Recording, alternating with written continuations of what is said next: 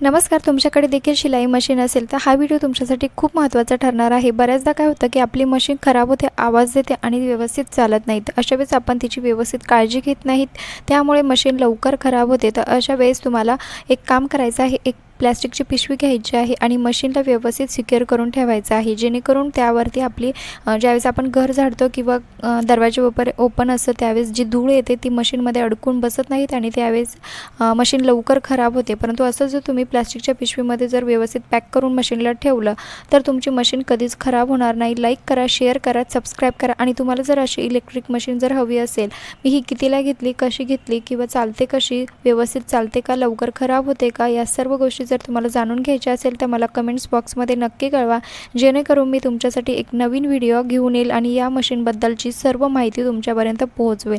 त्यामुळे नक्की कमेंट्स करा, लाईक करा आणि सबस्क्राईब करायला विसरू नका. धन्यवाद.